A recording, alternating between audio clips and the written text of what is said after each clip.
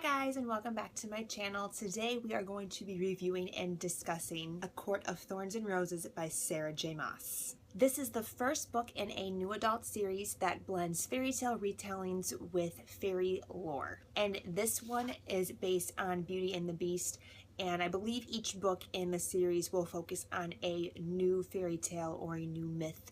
In this series, we follow a 19-year-old huntress named Feyre who one day kills a wolf in the woods. However, it's not just any wolf that she kills, and shortly after killing the wolf, a beast creature shows up to her family's home and demands her life in turn for the wolf's. So this beast-like creature takes Feyre to his home in the Fae territory to serve as punishment for her killing this wolf. And hundreds of years previous to the start of the novel, the Fae used to rule the lands exclusively, and they used to keep humans as slaves. However, the Fae kind of keep to their own lands, and the humans don't dare enter them under any circumstance. And this is where this beast is taking Feyre, is back to the Fae territory that no human would ever want to go to. So the story follows Feyre and her emotional distress being taken to this new land that she is raised to believe is fearsome and terrifying, and her feelings revolving the creatures that brought her there, and how she, this normal human girl, possibly could have ended up in the middle of this all-out Fae political war.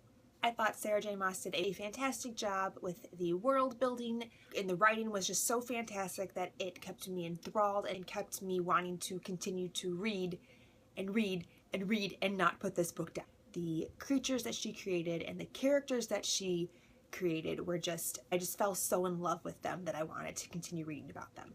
They weren't just captivating, they were engrossing, and I fell so in love and I became so attached to these fictional characters. It's probably unhealthy. This is only the first book and I'm already extremely invested in these characters. Now, because it is a Beauty and the Beast retelling, there were aspects of the story that I did find to be predictable and that were obviously going to happen. However, the ending was super intense, made up for other aspects of the story being predictable. And even though I did find some parts of the story obvious, it didn't detract from how much I enjoyed and loved the story. I actually have never seen Beauty and the Beast. I know. I probably should see that movie. The Beast was just so scary when I was a child, and I was kind of a wuss. I am familiar with the story and is more focused on the characters and the relationships over being an action-packed adventure tale. Although we did get a lot of adventure and we did get a lot of action towards the end of the book. So that's pretty much all I want to say for those people who are here for the non-spoilery review, because I don't want to give away too much of the story. So if you haven't read this book, you absolutely need to read it. For those of you who have not read this book, you should not continue to watch this video, and you should just go read the book, and then you should come back because it was amazing. It was amazing. So for those of you who are sticking around to hear all of my thoughts and the juicy details regarding this book, let's continue. So I think that the first thing that really just hit me in the heart in the story was frustration and anger. We start off in the human lands with Feyre and her family, and we meet her sisters, who are just the most awful people ever. They're very useless people. It was just so unfair and unjust to have the youngest sibling, the youngest child, be the sole provider for the family. The father lost his wealth and his riches and his fortune and his good name, so he just basically gave up on ever being useful again in his life. And his two older daughters, who feel like their sole purpose is to marry into a good family and they don't have to contribute anything else to their current family, do nothing all day. And then there's Feyre, who has to go out into the woods and hunt for food, then take the food to the market and sell it so that they can buy other food and they can buy goods and they can survive. Obviously, no one else is going to take care of the family. I had a lot of feelings of annoyance in the beginning of the book. I mean, Feyre's the youngest and she's 19 years old, so these girls have to be in their early to mid-20s, which means that they are perfectly capable of contributing to their family in some way. But they just whine and complain and do nothing all day. And they want to spend the hard-earned money that Feyre got from hunting on boots and cloaks and clothes. I didn't like her sisters. However, I did like that later on in the story, they did have a chance to redeem themselves, and Nesta especially had a moment of true growth. And we learn that after Feyre was taken away by Tamlin, that she did try to go after her and try to rescue her. I just felt that was such a redeeming quality for her. It showed that she isn't just this flat, one-dimensional, selfish character, that she does have a little bit more going for her, and she is a little bit more than what we initially are presented with. But I just wanted to yell at them the whole time to be more appreciative, not be so hard on Feyre, and their family fortune is reinstated, and the father has clients again, and they're able to live so much more comfortably. That was all because of Feyre. Since this is a fairy tale retelling of Beauty and the Beast, I did like that Sarah J. Maas included the parallels between the original story and this story. However, she did change certain aspects to better suit her story in the context of this world. For instance, one of Belle's biggest attributes is that she's an avid reader. However, because Feyre had to, from an early age, take care of her family and provide for her family, she never really had the opportunity to learn how to read. She never really learned how to read at an advanced enough level to read a book. She could read basic words to get her by in everyday life. She would never have been able to sit down and read a book because that wasn't something that was ever important to her. It wasn't a priority in her life, and I liked that Sarah J. Maas didn't expect her to be an avid reader, so instead she is a lover of art. Then when she goes off to live with Tamlin, she goes in the library and she's just like, oh, books. Hundreds and hundreds of words that I can't pronounce. And she goes into the art gallery and she sees all the beautiful paintings and she's just completely awestruck. So I like that she still had an appreciation for art, just a different form of art. I also liked that the masks were included in the curse as kind of a physical representation of the curse. In the Spring Court, we're constantly reminded of the fact that they were cursed. However, Tamlin, not so beastly. I understand that he had a beast form. The beast from Beauty and the Beast is a human who's cursed to look like a beast. Tamlin can go back to being human. The mask doesn't disguise his obnoxiously good looks. I mean, he's a high fae, so he is blessed with wonderfully beautiful looks. That mask ain't gonna hide all of that. Furthermore, he was only ever kind and considerate and caring towards Feyre. He only ever did things that were in her best interest. He was never cruel or mean to her, so it wasn't a surprise when Feyre fell in love with him. I mean, I even fell in love with Tamlin. If I was gonna fall in love with Tamlin, of course she was gonna fall in love with Tamlin. That is until we met Rhys, and then I fell in love with Rhys. Don't get me wrong, I was completely and 100% on board with her being with Tamlin. I support that. I'm okay with that. But I like Rhys more. Can't be the only person that likes Rhys, right? There has to be other people who ship Feyre and Rhys out there, right? I'm not the only person. I'm not crazy. As Rhys is introduced as a character and as he's more involved in the story, I found myself more and more drawn to him. This weird thought in the back of my mind whenever I read about him that I wanted him and Feyre to be together. I totally shipped Tamlin and Feyre. Whenever Rhys was introduced again, I was like, ooh, but then there's him. I just like my love interests to be a little more on the bad side. And Rhys, he's the endgame romance. I just thought that Rhys was just so much more fascinating. I loved his backstory with his father and the war and Amarantha. He was this high fae who loved to fly, but was just shackled underground captivity under Amarantha's rule for so many years. I loved that he said that he doesn't tell everybody that he has wings and only a few people know about it because he doesn't want it to be something that people take away from him. He shared that with Feyre and I was just like, oh my god, it's just so perfectly cute. He healed her and he helped her through all of the trials of her when she was stuck under the mountain. He was the only person that ever reached out to her to help her, and even though he probably offered her that bargain to better himself in some way because he probably did it for selfish reasons, it still saved her life, established a bond to where he was able to help her through the trial, especially the trial where she couldn't read. He was the only person to bet on her against the worm.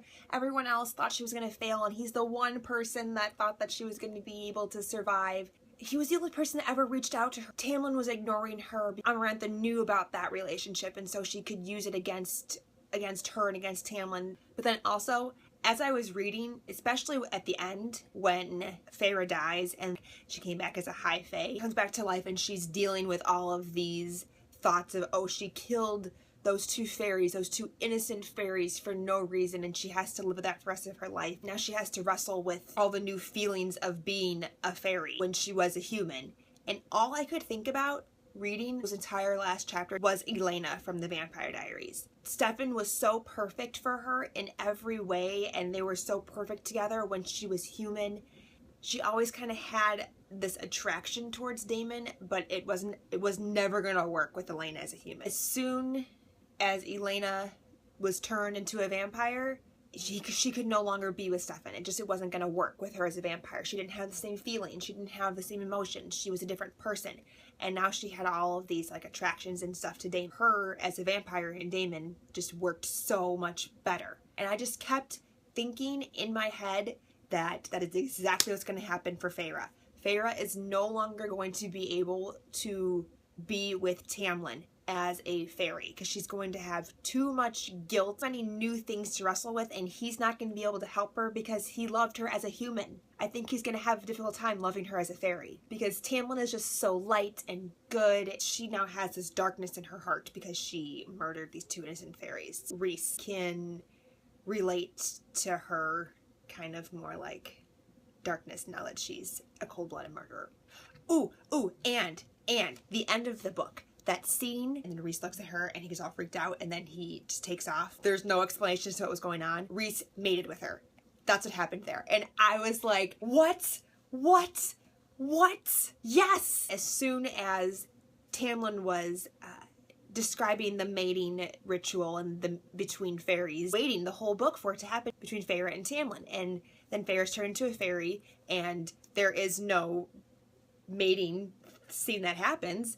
And then that happened, he mated with her in that scene. Rhys is totally endgame. Sarah J. Maas has a Pinterest board for inspiration for her next novels. There's a bunch of pins based on the Hades and Persephone myth for book 2. Persephone gets kidnapped by Hades and taken to the underworld, and she's only allowed to go back to the human world, I believe, like once a year or during spring, and then she has to spend the rest of her time in Hades. That would make perfect sense if that is going to be the next fairy tale retelling for the sequel for book 2. Hello, Persephone, spring goddess, Feyre from the spring court, taken to Hades, the night court. I wonder if that's actually what's going to be the next retelling because Sarah J. Maas hasn't released it yet. Oh, and we didn't even talk about Lucien. I really liked Lucien. I thought he had such funny dialogue. It was kind of rough and rugged and a little bit harsh, but still had a really good soul. I thought his backstory was so depressing with his father and his brothers and what happened to that low fae that he fell in love with and was executed. I felt so bad for him. Again, Sarah J. Maas is making me fall in love with fictional people that I'm never going to actually meet. Lucien was so hard and critical and mean to Feyre when she was their only chance to break the curse. She was doing exactly what they needed her to do. I thought that was kind of ironic about that curse. I thought that was an extremely oddly specific curse. You must find a human girl who hates fae purely because, no other reason. And you must send out one of your own men and she must kill them.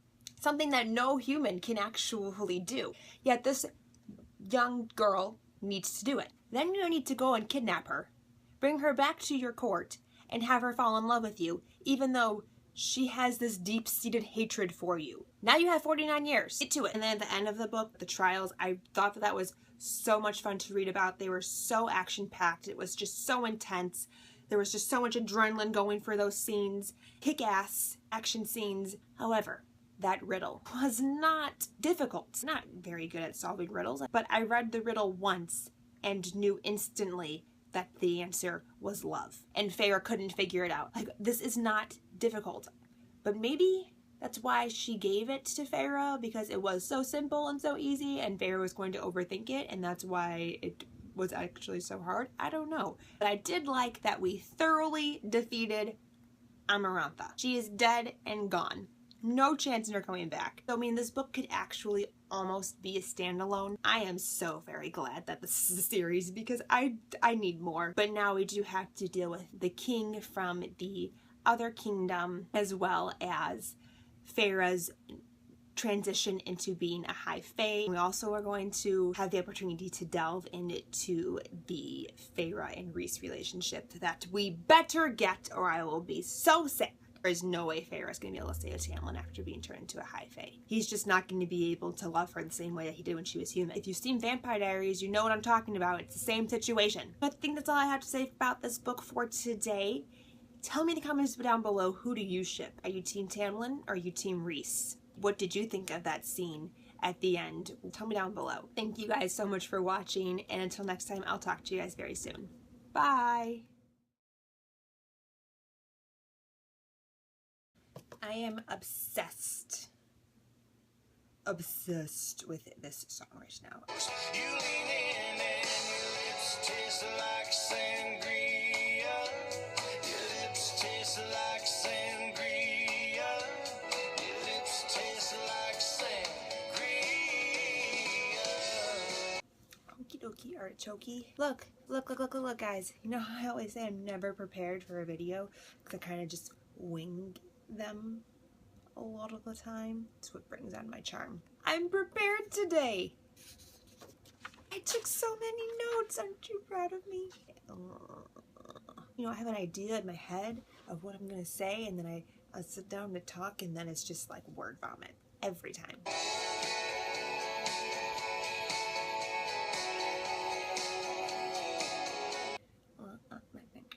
Now I have me scratching my armpit on camera. I'm just gonna keep talking like it was no big deal. Just wanted to meet Amarantha. It was like Samantha, but like Amarantha. How does that pronounced? Amarantha? We're going with that.